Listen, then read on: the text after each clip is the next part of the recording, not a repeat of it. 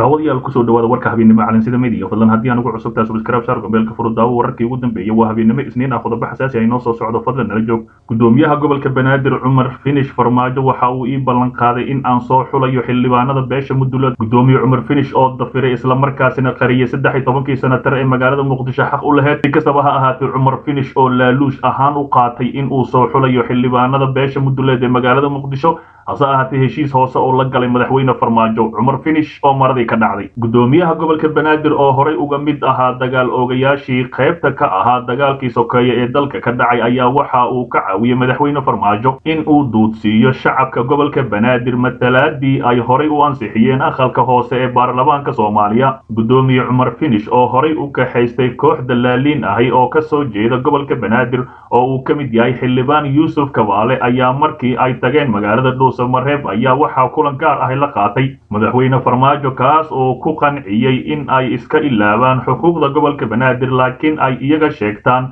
waxa ay u baahan yihiin farmaajo ayaa u ballan qaaday cumar finish iyo kooxdii calooshood u shaqaystayaashii uu kaxaystay in iyaga go'aan ka gaari doonaan cidda xildhibaan u noqonayso beesha mudulood marka la gaaro doorashadani farmaajo waxa uu inoo ballan qaaday kitaabna noogu dhaartay in aan annaga soo xuli doono xildhibaanada beesha mudulood ka soo geli doona labada aqal annagana waxaan u ballan qaadaynaa in aan la shaqaysan doono isaga sidaasi waxaa yidhi xildhibaan yuusuf kabaale cumar finish ayaa ballanqaad been abuur ahi ku bedeshay matalaadii iyo qadiyadii shacabka gobolka banaadir ee 3 milyan ka badnaay su-aasha isweydiinta u baahan waxa ay tahay waa maxay tallaabada ay qaadi doonaan beesha mudulood gaar ahaan xildhibaanadii u ololeynayay in muqdisho ay hesho matalaad 13 kuraasta aqalka sare ahi si kastaba ha ahaatee cumar finish oo isku soo bedelay islamarkaasina wejigiisii hore ee mooryaannimada ahaa la soo baxay ayaa heshiis hoose la galay madaxweyne farmaajo islamarkaasina gebi ahaanba dafiray waxyaabihii lagu heshiiyey ee aqalka hoose saxiixeen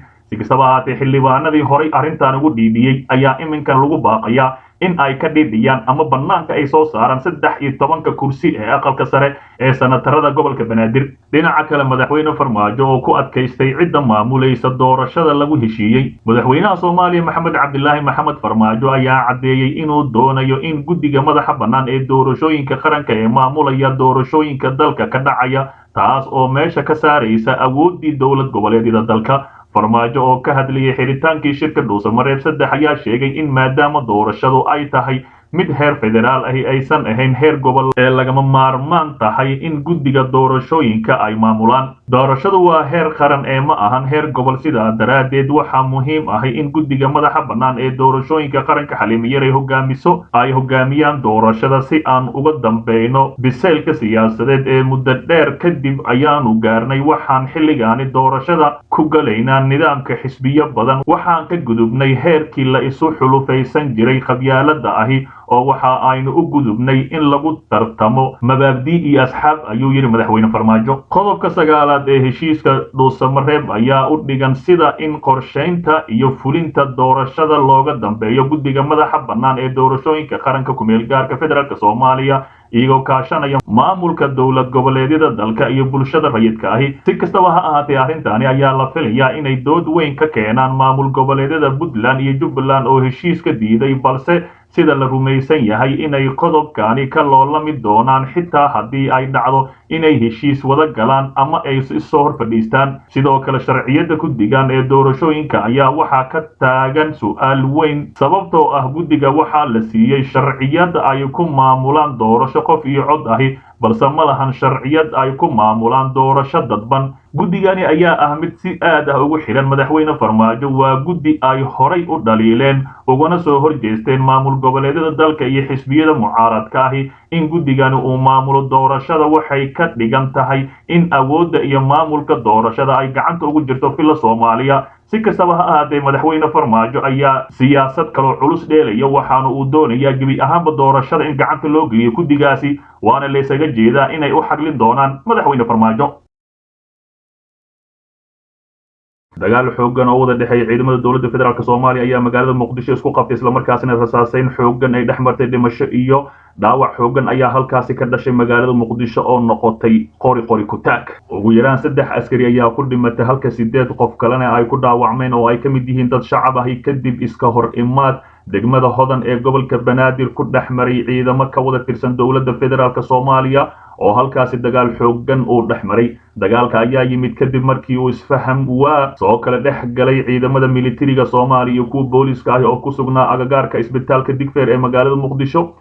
ciidanka militariga ayaa lagu soo waramayaa inay la socdeen gaari nooca dagaalka ah wuxuuna isku dhac yimid ka gadaal markii booliska ku sugnaa bar control ku taala halkaasi ay isku dayeen inay is-hortaag ku sameeyaan ciidamada militariga kadibna uu sidaasi ku bilowday dagaal xoogan oo israsaaseena isla markaasina dadkii aaga ku sugnaay ay yaabeen xabadda halkaasi ka dhacaysa 3 askari ee iska hor imaadkaasi ku geeriyootay ayaa lagu soo waramayaa inay yihiin labada dhinac ee dirirta ku dhexmartay halkaasi 8 qof oo dhaawacmay ayaa waxaa ku jiro askar iyo sidoo kale dad shacab ah oo goobta ka agdhawaa ilaa iyo hadda wax faahfaahin ah kama soo bixin maamulka degmada Hodan iyo sidoo kale saraakiisha laamaha amniga waxaana haatan xaaladdu ay tahay mid aad u degan isla markaasina ciidamadii halkii ku dagaalamay laga kala qaaday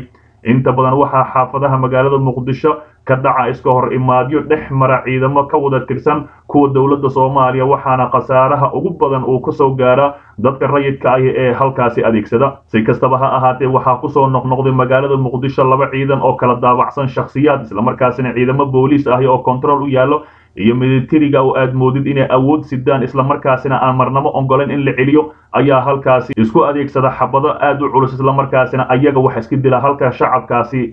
goobta marayana ay ku dhintaan dhinaca kale xog xasaasi ah halka ay ku dambeysay magacaabista ra'iisul wasaaraha cusub iyo waxa uu qorshaysan madaxweyne Farmaajo waxaa dhamaad ku dhow waqtiga 30 maalmood ee uu madaxweyne Farmaajo siinayo dastuurka ku meel gaarka ah si uu soo magacaabo ra'iisul wasaaraha dalka balse ilaa hadda ma muuqata in lagu soo magacaabi doono muddadaasi madaxweynaha Soomaaliya oo haatan magacaabida ay ku qaadatay muddo 28 cisho ah ayaa laga yaabaa inuu baarlamaanka weydiisto waqti dheeri ah sida ay ila wareejo ka tirsan filla Soomaaliya u sheegeen warbaahinta qaar sida aan xogta ku helaynay madaxweynaha ayaa qorsheynaya inuu ra'iisul wasaaraha magacaabo marka heshiis buuxa laga gaaro arrimaha doorashooyinka dalka inkastoo oo heshiis lagu soo gaaray shirkii Dhuusamareeb 3 haddana waxaa weli heshiiskaasi qayb ka ahayn Puntland iyo Jubbaland isla markaasina xaaladdu ay u sii cakaran tahay ma cadda sababta uu madaxweynaha magacaabista ra'iisul wasaaraha ula sugayo arrimaha doorashooyinka hase yeeshee waxaa la rumaysan yahay inay tahay isku day uu ku xaqiijinayo